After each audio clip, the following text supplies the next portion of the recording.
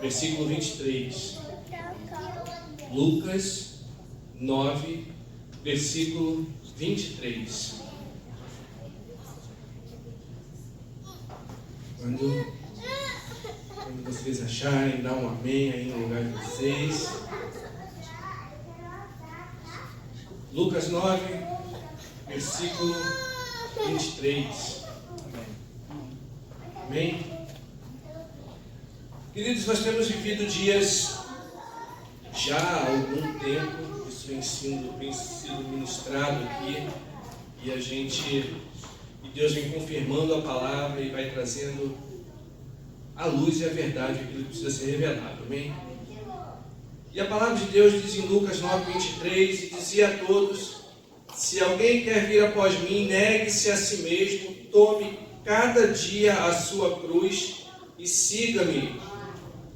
E tem um texto interessante em Mateus 11, no versículo 28 a 30, Mateus 11, versículos de 28 a 30, diz a palavra do Senhor: vinde a mim todos os que estáis cansados e oprimidos, e eu vos aliviarei. Tomai sobre vós o meu jugo e aprendei de mim. Sou manso e humilde de coração, e encontrareis descanso para as vossas almas. Porque o meu jugo é suave e o meu fardo é leve. Amém? Amém. Vou te convidar a curvar a tua cabeça mais um minutinho, fechar os teus olhos. Pai, em nome de Jesus, Senhor, nós te agradecemos mais uma vez, Deus, por tua presença neste lugar. Nós te agradecemos porque a tua palavra diz: onde 2 ou 3 estão reunidos em teu nome, tu ali está, Pai. Então nós cremos na tua presença, na graça da tua revelação neste lugar, na tua palavra, Pai. Não permita que nada roube a palavra que vai ser ministrada essa noite, Deus. Nós estamos aqui sedentos por ti, Senhor. Nós estamos aqui para receber da tua palavra, nós estamos aqui para receber dos teus ensinos, Pai. Nós estamos aqui para receber daquilo que o Senhor tem para cada um de nós, o maná que o Senhor tem essa noite para as nossas vidas. Muito obrigado, Deus. Nós nos colocamos como servos, como sacerdotes, Pai, como instrumentos para ser usado por Ti da maneira que o Senhor bem entender, Senhor. Que a Tua vontade boa, agradável e perfeita se faça cumprir em nossas vidas. E que seja estabelecido o reino em cada um de nós e através de cada um de nós. Me coloco diante da Tua igreja, diante do Teu altar, apenas como vaso, como um instrumento em Tuas mãos, declarando que nada tenho a oferecer, Deus. E se as palavras que minha boca proferir, Senhor, não vierem do Teu reino, não promoverão vida, nem transformação, nem resgate, Pai. Então, cumpra a Tua vontade neste lugar mais uma vez, assim como o Senhor já tem cuidado das nossas vidas. Nós te agradecemos, Deus, em nome de Jesus. Amém e amém, Jesus. Glória a Deus. Queridos, o que Deus tem nos ensinado, e muitas vezes nós não conseguimos entender, é que Deus diz assim: tome a sua cruz e siga. Deus não falou: tome a sua cruz e fique parado. Não é isso que Deus nos ensina. Deus diz: tome a sua cruz e siga. Vira para o teu irmão com todo carinho e fala assim: irmão, todo mundo tem uma cruz. Agora fala alto para ele ouvir. Irmão, todo mundo tem uma cruz. Queridos, a vida não é feita de algodão, amém? Jesus nunca falou e nunca prometeu que seria fácil, mas Ele nos disse que a partir do momento que estamos junto a Ele, compartilhando da presença dEle, nós desfrutaríamos do cuidado que Ele tem com as nossas vidas. E Ele vem nos instruindo: tome a sua cruz, siga, e troque o teu fardo comigo, porque o meu é leve. Está pesado para você, e muitas vezes nós precisamos entender que nós estamos fazendo a coisa errada. Muitas vezes nós estamos carregando uma cruz que não é nossa. Muitas vezes nós estamos debaixo de um jugo que não é nosso. Não é o que Deus tem para cada um de nós. É aquilo que a gente acha que tem que carregar e não. Quantos de nós têm vivido uma culpa que não é nossa? Tem carregado problemas e dificuldades que não são nossas. tem vivido o problema de outras pessoas que não tem nada a ver com o que Deus prometeu para cada um de nós, amém?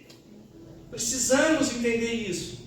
Nós estamos cada vez mais nos frustrando e ficando com sobrecarga em nossas vidas pelo ativismo do dia a dia. Quantos de nós acumula atividade sem acumular tempo? Nós precisamos entender isso. Quantas vezes temos acumulado mais obrigações, acumulado mais atividades, acumulado mais responsabilidades e o nosso tempo não foi multiplicado. As 24 horas do dia continuam sendo as 24 horas do dia, mas os nossos problemas têm se multiplicado, as nossas atividades têm se multiplicado. E isso tem roubado a paz dentro de cada um de nós.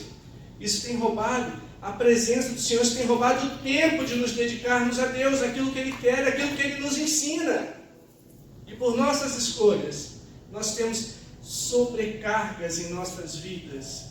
Deixamos de viver a vida boa, a vida em abundância que Deus tem para cada um de nós. Amém? A palavra dessa noite, a palavra que Deus tocou para que eu compartilhasse com cada um de vocês, fala sobre inteligência emocional. Fala para o teu irmão assim: irmão, é preciso que você tenha uma inteligência emocional. Amém? Para você ter noção do que eu estou querendo compartilhar com vocês, eu fui pesquisar sobre estresse, fui pesquisar sobre acúmulos de carga, fui pesquisar sobre algumas coisas e descobri que existe uma doença chamada síndrome de burnout. O que é essa doença? Isso é um termo da psicologia que diz que as pessoas estão extremamente sobrecarregadas e com isso elas ficam desestimuladas de trabalhar e de produzir, de serem proativas em função desse acúmulo de carga. Amém? Isso é uma doença, se chama síndrome de burnout. A Organização Mundial de Saúde colocou essa doença já como uma das doenças graves que afeta a população. Muitas pessoas têm vivido momentos de estresse, momentos porque estão com a síndrome de burnout e nem sabem. Então muitas vezes a gente acha assim: eu só estou sobrecarregado, é muita coisa na minha vida, é trabalho, é filho, é marido. Nós maridos vamos combinar, não é fácil. A gente dá trabalho para as nossas esposas, né? A gente acha que muitas vezes não são só elas que dão trabalho para a gente, mas não, a gente dá trabalho para elas também. Amém?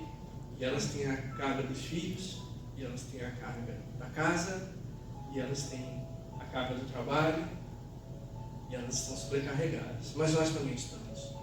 Então, de uma maneira geral, nós precisamos desenvolver um equilíbrio emocional, senão a gente vai paralisar.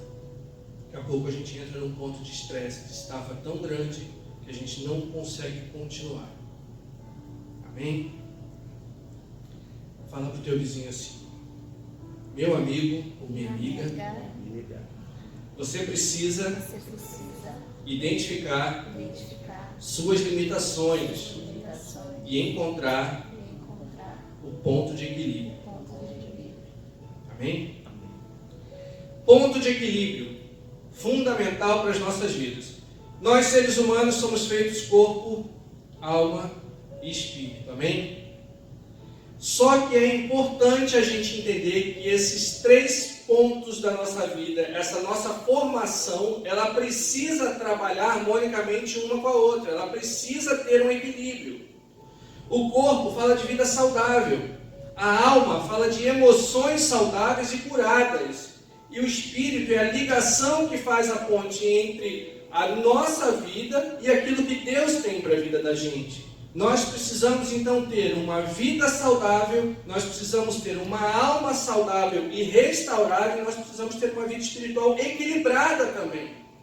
Amém? Quando alguém desenvolve uma ou outra área da vida e deixa as demais de fora, isso acontece um desequilíbrio. E quando nós estamos desequilibrados, é muito mais fácil que a gente caia.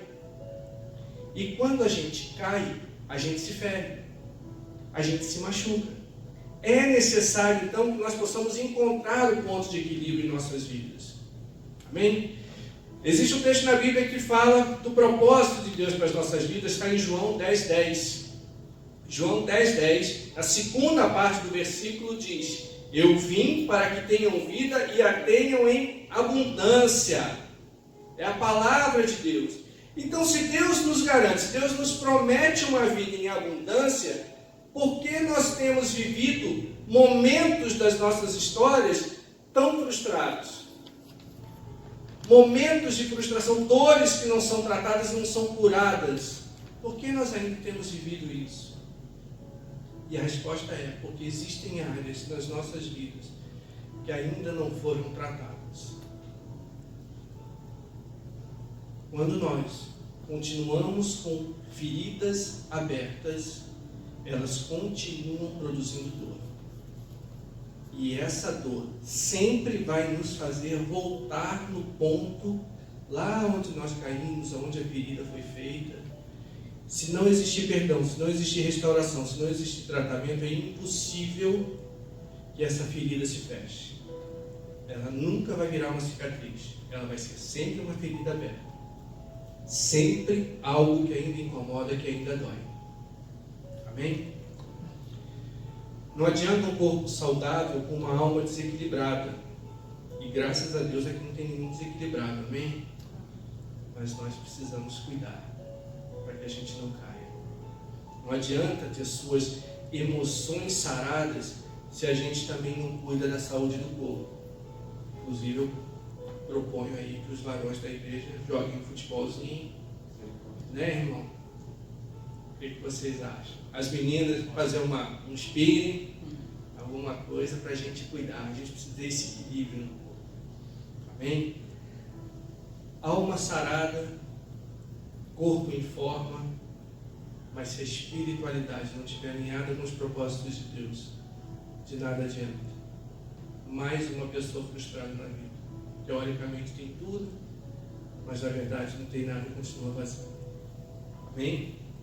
E por que isso acontece? No mesmo versículo de João 10:10, na primeira parte do versículo diz: e o ladrão veio para roubar, matar e destruir. Fala para o teu vizinho assim: existe um ladrão em nossas vidas. Aí você mesmo vai responder para ele. Sabe quem é esse ladrão? Eu.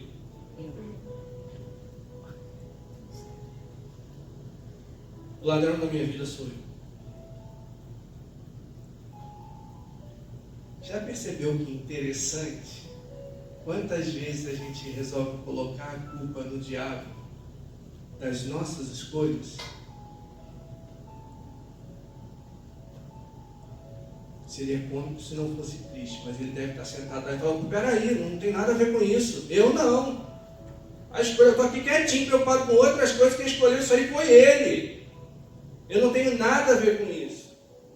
Mas a gente precisa apontar o dedo para alguém, infelizmente. Uma terapia bacana é a gente olhar na frente do espelho e falar assim: ó, hoje você não vai me roubar a presença de Deus. Acordou pela manhã, olha no espelho e diz assim: olha só, você não vai me fazer paralisar. Eu não permito que você roube aquilo que Deus tem para a minha vida. Eu não permito, porque a escolha é minha. A escolha de querer frutificar ou não é minha.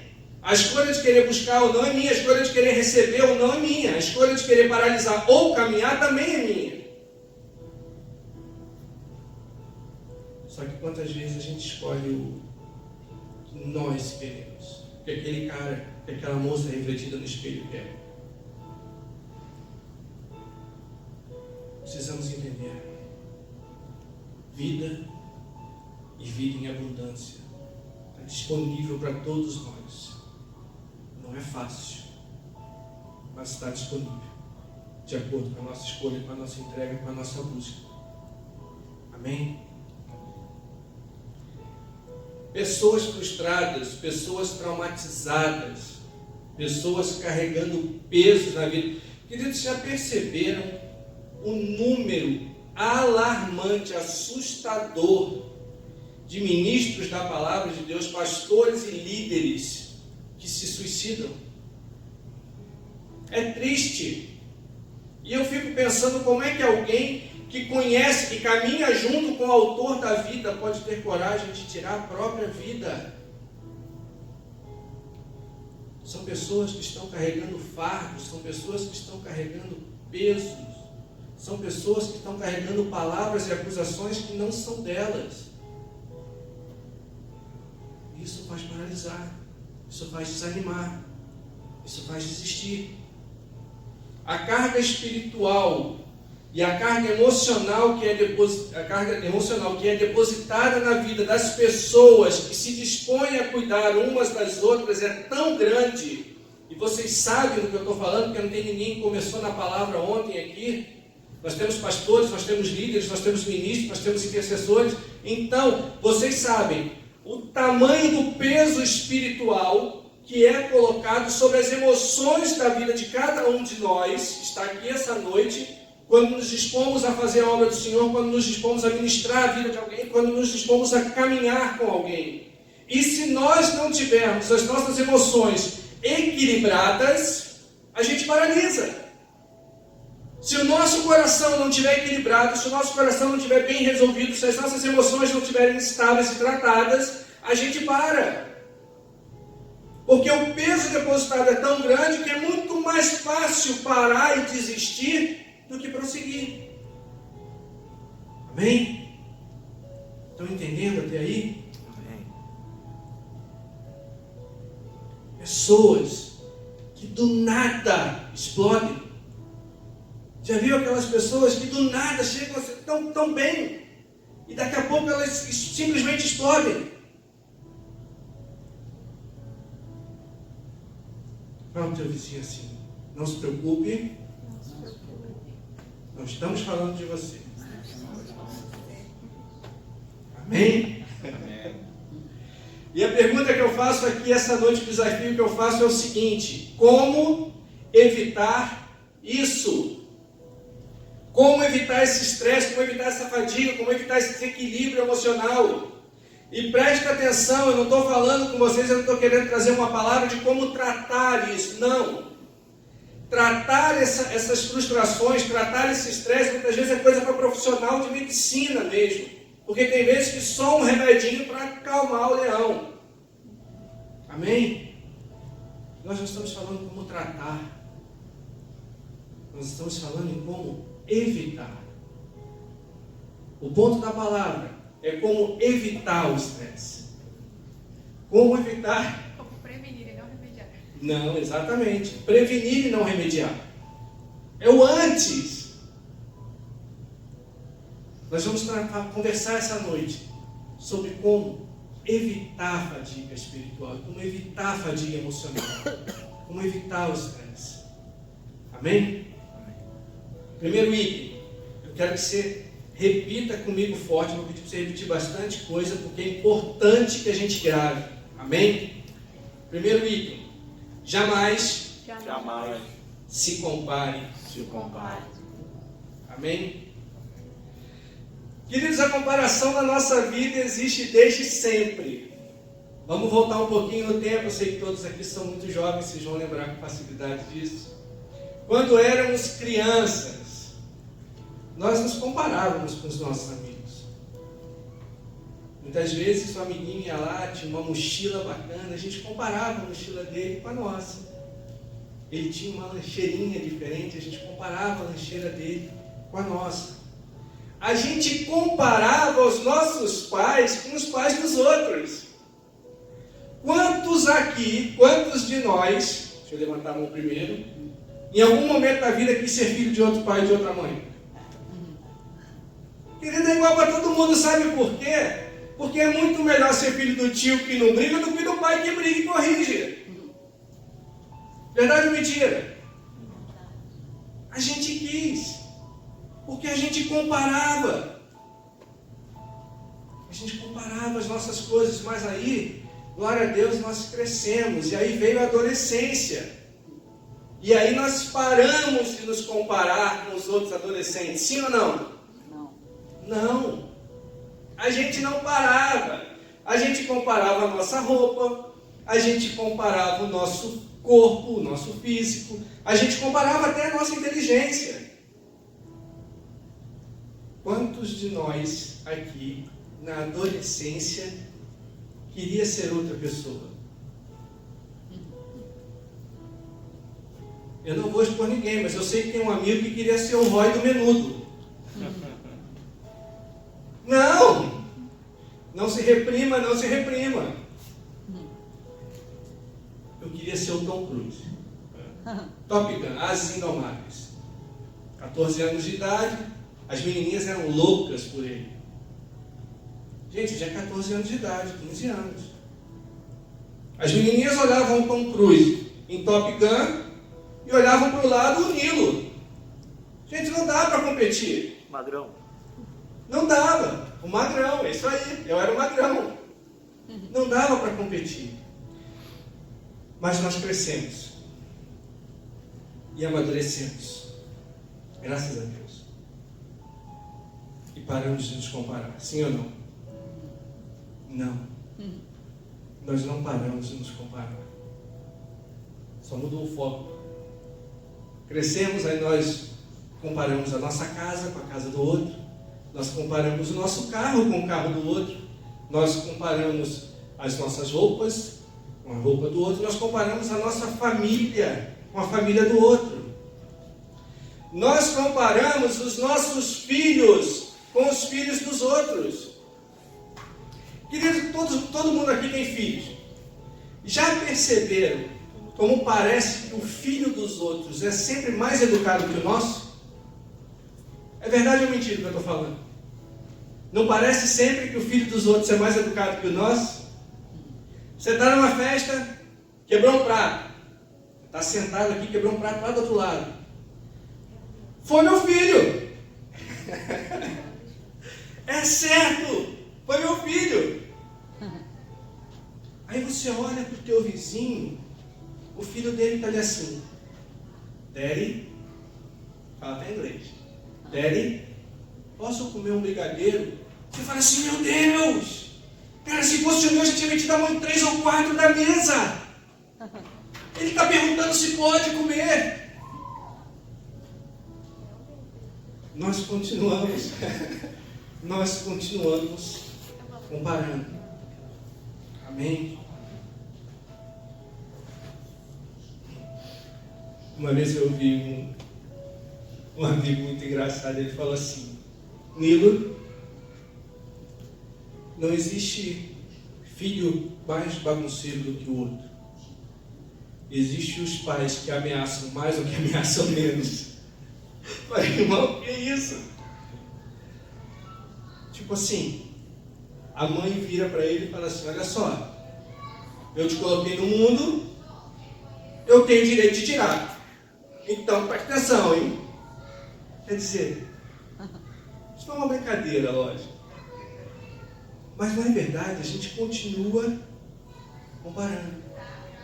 Desde a nossa infância, passando pela nossa adolescência, até a nossa teórica maturidade adulta. E a questão aqui é o seguinte: se eu e você não soubermos fechar a porta da comparação, ela vai, em um momento ou outro, acabar com a nossa felicidade. E isso é muito sério. Enquanto nós estivermos nos comparando, correremos o risco de em algum momento nos frustrarmos. E isso vai roubar a nossa felicidade. Amém? Abra a palavra de Deus, por favor, em Lucas capítulo 15, a partir do versículo 25. Lucas 15, a partir do versículo 25. Todos aqui conhecem essa história. É a parábola do filho pródigo. Uma família que tinha 2 filhos. Em um determinado momento da história, o filho mais novo resolve virar para o pai e falar assim: pai, me dá minha parte na herança, me dá aquilo que eu tenho direito, Porque eu vou sair, eu quero conhecer o mundo, eu vou aventurar. Amém?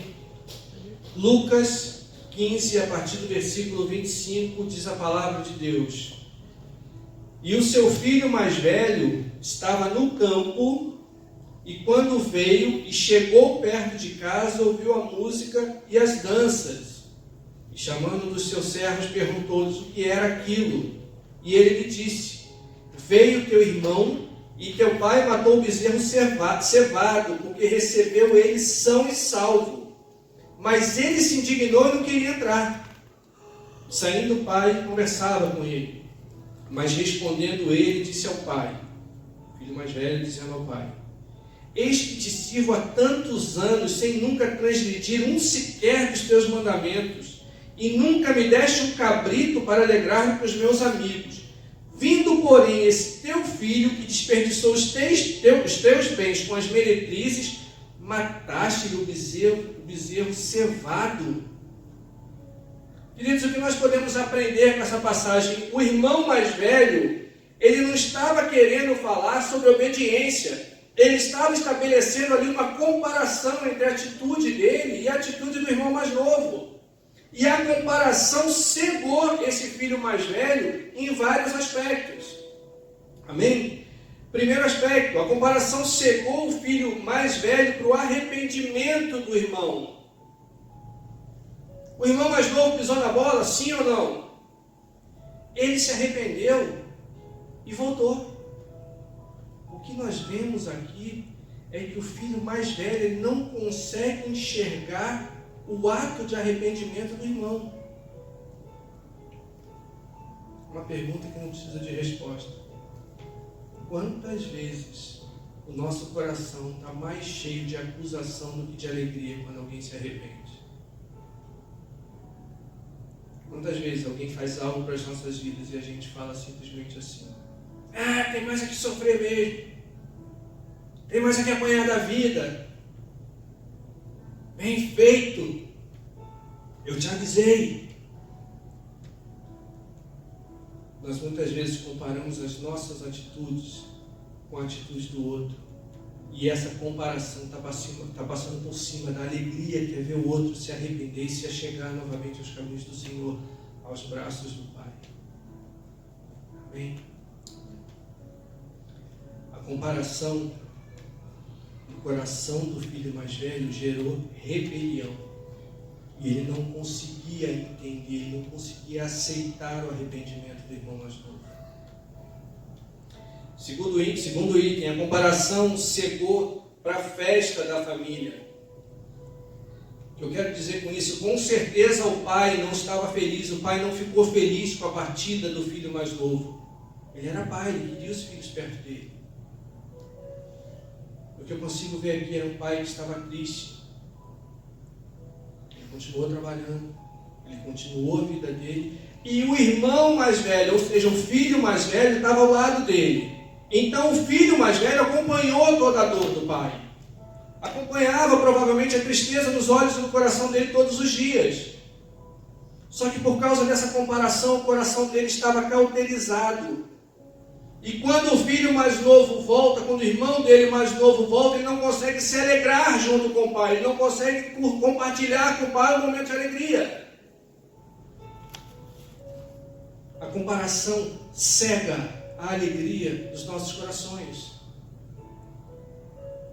Quem compara não consegue se alegrar com a vitória dos outros. Lembram da história de José do Egito? Por se compararem com o irmão, os irmãos mais velhos venderam José como escravo, pegaram a roupa dele, molharam no sangue e levaram ao pai. Pai, achamos as vestes de José. E o pai se lamentou.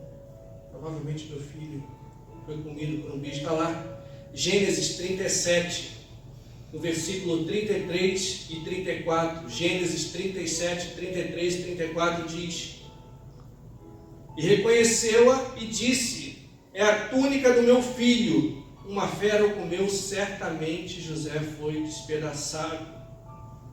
Então Jacó rasgou as suas vestes, pôs saco sobre os seus lombos e lamentou seu filho muitos dias. Jacó lamentou seus filhos por 2 dias? Não. Ele lamentou a morte do seu filho por muitos dias. Ou seja, a comparação dos filhos mais velhos de Jacó não foram capazes de se importar com o sofrimento que isso geraria no coração dele. A comparação dos filhos mais velhos, dos irmãos mais velhos em relação a José, passou por cima de você poder imaginar assim: poxa, mas nosso pai vai ficar tão triste, tão chateado com a morte do nosso irmão. Eles não se importaram com isso. É como se eles estivessem dizendo assim: pai, é como se o filho mais velho estivesse dizendo assim, voltando para a nossa história: pai, eu prefiro ver a sua tristeza do que a alegria de ter o meu irmão mais novo de volta. Isso é muito sério. Por causa disso, nós não conseguimos nos alegrar, muitas vezes, com a alegria do próximo. As pessoas, uma característica das pessoas que se comparam, elas sempre vão tentar nos desencorajar. Pode reparar isso. As pessoas que normalmente querem se comparar com a gente, elas sempre vão tentar nos desencorajar. Por outro lado, as pessoas que estão bem resolvidas, as pessoas equilibradas, as pessoas que não se comparam, são as pessoas que te incentivam. São as pessoas que dizem assim: vai, luta, voa, eu sou capaz também, eu vou estudar, eu vou buscar conhecimento, eu vou me aprimorar, e qualquer dia eu estou lá junto contigo, no mesmo lugar.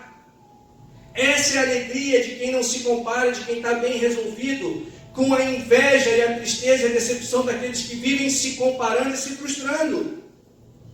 Amém? Nós precisamos entender isso. Terceiro ponto: a comparação cegou esse menino para os laços familiares. Lucas 15, versículo 29 e 30. Lucas 15, 29 e 30 diz: e saindo o pai, conversava com ele, mas respondendo ele, disse ao pai: eis que te sirvo há tantos anos, sem nunca transgredir o teu mandamento, e nunca me deste um cabrito para alegrar-me com os meus amigos. Aí no versículo 30 diz: vindo, porém, este teu filho... Gente, espera aí, quem é este teu filho? É o irmão dele. Ou seja, vindo, porém, este teu filho. O coração dele estava tão cheio de mágoa, estava tão cheio da tal da comparação, que ele rompeu laços familiares. E quantas vezes nós vivemos em nossas vidas rompimentos de familiares, rompimentos de amigos, rompimentos de pessoas que estão ali caminhando contigo lado a lado, e de repente simplesmente elas viram as costas para você, porque elas se compararam. E por estarem imaturas, e por não existir um equilíbrio emocional.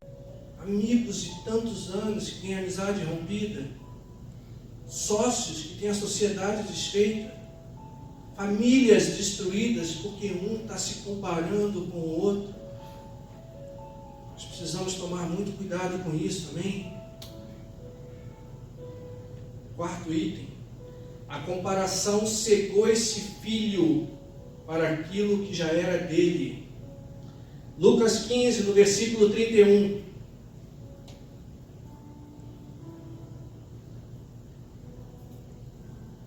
E Jacó disse: filho.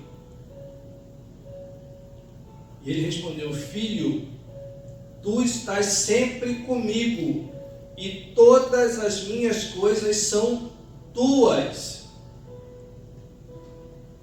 O pai dos meninos teve um filho mais novo que vai embora, e o filho mais velho fica. O filho mais novo leva parte da herança, o filho mais velho fica. E ele reclama num determinado momento que o pai não deu nada para ele. E ele diz: filho, tudo que eu tenho já é teu. Sabe qual é a parte perigosa disso? A comparação anda de mãos dadas com a cobiça. A Bíblia nos mostra, a Bíblia tem uma passagem bem interessante lá em Mateus 25:15, a parábola dos talentos. E diz assim: e a um deu 5 talentos, e a outro 2, e a um outro, e um a outro, e a cada um segundo a sua capacidade. Ou seja, foi distribuído algo para cada um deles, de acordo com a capacidade que cada um tinha de administrar aquilo. Quem não cuida da comparação está sujeito a ter um coração sempre insatisfeito. Fala para o teu irmão assim: irmão, cuida para não ter um coração insatisfeito. Quando você se compara demais, você passa a cobiçar demais. E quando você passa a cobiçar demais, você começa a perder aquilo que Deus já te deu. Você começa a deixar de dar valor para aquilo que Deus já te deu. O que fez Adão perder o jardim? A cobiça pela árvore. O que fez Davi perder a paz dentro da casa dele?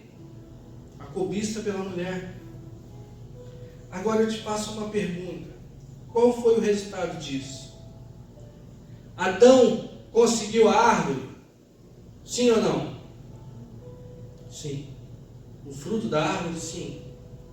Mas ele perdeu o jardim. Davi conseguiu a mulher? Sim. Mas ele perdeu a paz que tinha na casa dele. Ele perdeu o primeiro filho que ele teve com ela. Nunca mais a casa de Davi teve paz. Exatamente por isso, a Bíblia nos faz uma advertência. Provérbios 1, versículo 19. Provérbios 1, versículo 19 diz: assim são as veredas de todo aquele que usa de cobiça. Ela põe a perder a alma dos que a possuem. Amém? Fala para o teu irmão assim: irmão, cuida da comparação. Cuida da cobiça. Vamos voltar? Primeiro passo para evitar a frustração. Repete comigo. Não me comparar. Fala para o teu irmão assim: irmão, quer evitar a frustração? Não se compare. E um segundo ponto: jamais coloque a expectativa nas pessoas. Isso é um segundo ponto muito importante. O problema aqui é que a maioria das pessoas quer reconhecimento. E o mais sério e mais grave de tudo, quando esse reconhecimento não vem daqueles que estão ao nosso lado, nós facilmente nos frustramos. Se não temos uma vida equilibrada, nós nos frustramos com facilidade quando aqueles que caminham com a gente não reconhecem. Amém? Eu jamais posso colocar as minhas expectativas no próximo. Eu sou casado há 18 anos, conheço minha esposa há 19 anos. Eu jamais posso colocar minha expectativa nela. Ela está do meu lado todo dia, minha companheira. Mas eu jamais posso colocar minhas expectativas nela, porque ela também tem limitações. E se um dia ela não atender as minhas expectativas, eu vou ficar frustrado. Da mesma forma, ela não pode colocar as expectativas dela em mim. Eu não posso colocar minhas expectativas em você e vocês não podem colocar as expectativas de vocês em mim. Porque o dia que essa via de mão dupla não atender um dos lados, provavelmente vai existir um rompimento. Vai existir uma tristeza, é mais uma ferida que vai abrir, sem equilíbrio emocional, essa ferida permanece aberta e aí destrói o relacionamento. Nós precisamos entender e ter maturidade para isso. Tudo que Jesus fez por cada um de nós, tudo que Jesus fez pela humanidade é querer o nosso bem, amém? Jesus vem até esse lugar, se faz homem para experimentar as nossas dores, vive como cada um de nós. As expectativas não foram atendidas, porque Jesus tinha algo muito bem resolvido dentro do coração dele, era equilibrado ao extremo, e ele não se importava todas as vezes que alguém falava mal dele. Todas as vezes que alguém desacreditava na palavra de Deus, que era a palavra que ele estava trazendo. Todas as vezes que as pessoas viam os milagres dele, através da vida dele, os milagres de Deus através da vida de Jesus, e ainda assim, as mesmas pessoas que o aclamavam são aqueles que viraram e falavam: crucifica. Mas Jesus tinha o seu coração guardado. Ele tinha o seu coração equilibrado. O que nós precisamos aprender é que Jesus deu uma palavrinha para a gente chamada poder. Fala para o teu irmão assim: poder. Poder. Uma das primeiras coisas que Deus deu para o homem, que Deus falou para o homem, foi assim, Gênesis 1, 26. E disse Deus: façamos o homem à nossa imagem, conforme a nossa semelhança, e domine, ou seja, tenha poder sobre os peixes do mar, sobre as aves dos céus, e sobre o gado, e sobre toda a terra, sobre todo réptil que se move sobre a terra. E aí uma das últimas coisas que Jesus fala para o homem está lá em Atos 1:8 e diz o seguinte: recebereis poder, em algumas versões está: recebereis virtude ao descer sobre vós o Espírito Santo. Então eu e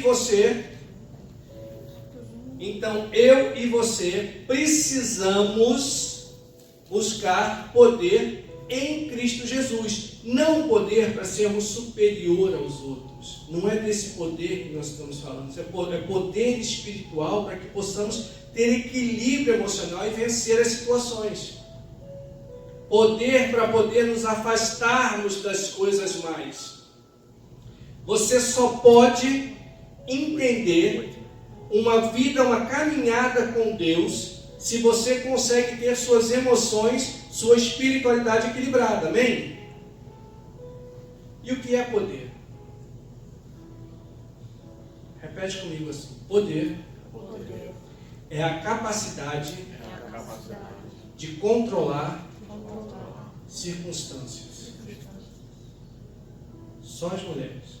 Poder é a capacidade de controlar circunstâncias. Mais uma vez. Poder é a capacidade de controlar circunstâncias. Isso. Os homens não precisam. Repete comigo uma vez para não apanhar bem. Vamos lá, juntos. Poder é a capacidade de controlar circunstância. Amém? Num ato tremendo de poder, numa palavra extremamente poderosa, ou seja, uma capacidade tremenda de controlar as circunstâncias e não se deixar roubar pelas circunstâncias, por aquilo que via, por aquilo que vivia. Jesus vai lá em Atos 23 e 24 e diz, Atos capítulo 23, versículo 24, ele diz uma das frases que para mim é uma das mais impactantes da palavra de Deus. Ele vira crucificado para Deus e diz assim: Pai, perdoa-lhes, eles não sabem o que fazem. Responde comigo, querido, é um ato de tremenda maturidade ou não é? Como é que alguém que é perseguido, como é que alguém é maltratado, como é que alguém que é xingado, com o espírito desacreditado, vira para Deus: Pai, perdoa, porque eles não sabem o que fazem.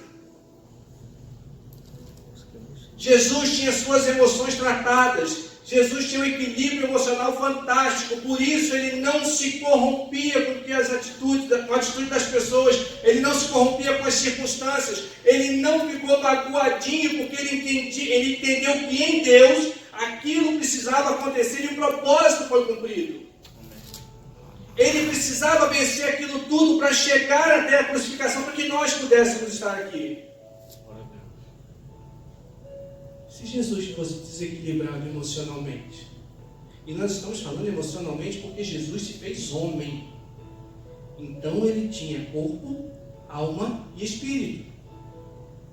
Como o próprio Deus, ele não precisava ter vindo aqui, mas ele veio para sentir as nossas dores, para entender o que nós passaríamos. Nós falamos aqui alguns cultos atrás, ele poderia simplesmente ficar lá de cima olhando.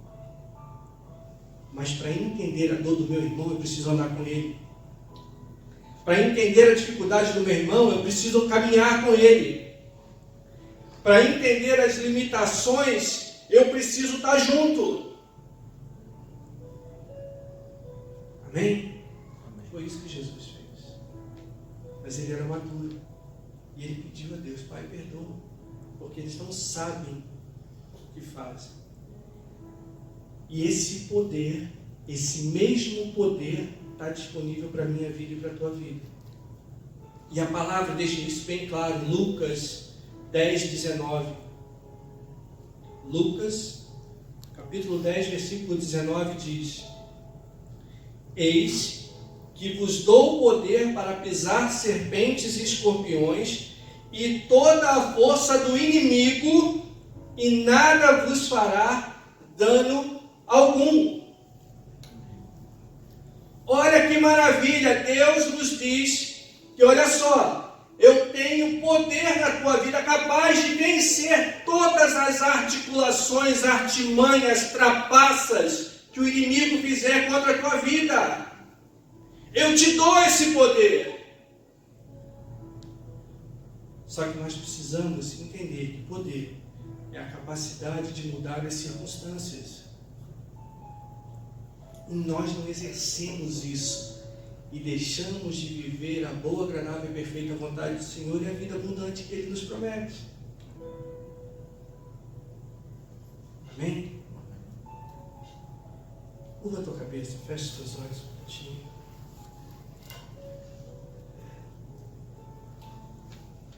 Quando Deus deu essa palavra, queridos,